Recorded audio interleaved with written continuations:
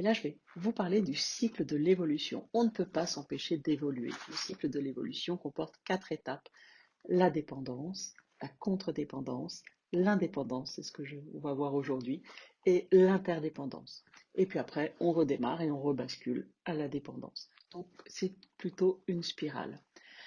Après la dépendance, où vraiment qui était une phase d'apprentissage et où on se sentait inférieur aux autres parce qu'on était en train d'apprendre et qu'on ne savait pas faire. Il y a la phase de contre-dépendance. On a fait le deuil de la sécurité pour basculer en contre-dépendance et on va s'opposer. Puis on fait le deuil de l'irresponsabilité. Donc on prend sa responsabilité, de dire bah voilà, en fait, si ça va pas bien, c'est moi qui suis responsable de ma vie. Et là, c'est une phase formidable. Voilà, c'est là enfin la première phase où je me valorise, où j'ai confiance en moi, où je me sens en leader, où j'aime diriger. Voilà, je me regonfle de tous ces besoins narcissiques positifs de valorisation, je m'occupe de moi, je vais bien. Bon, le petit désavantage quand même, c'est que on a tendance dans cette phase à considérer que les autres sont un peu moins bien. On peut se mettre un peu dans un parent négatif, en train de critiquer les autres. Moi, j'assure, mais les autres, ils assurent pas tellement.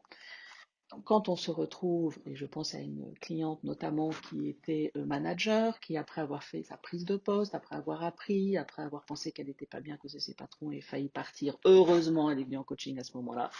Donc ça l'a aidée, elle a eu toute sa phase d'indépendance où elle se sent super bien et en même temps, elle se sentait quand même un peu trop supérieure et en train de critiquer un peu tout le monde de ses équipes et un peu ses collègues aussi.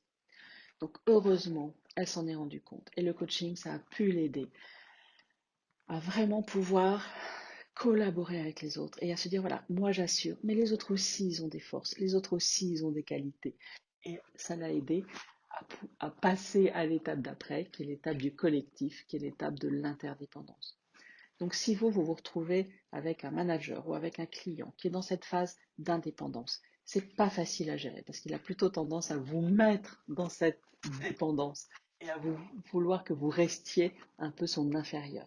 Donc ce que je vous recommande, c'est vraiment vous de remonter, de vous valoriser, de valoriser les autres.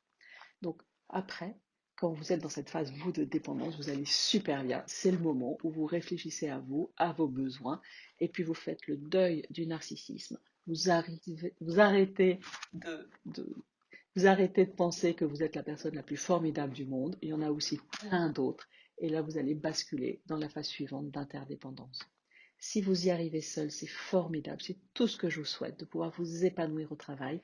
Et si vous avez besoin d'aide, eh bien, je suis là pour vous aider. Prenez rendez-vous avec moi. À très bientôt.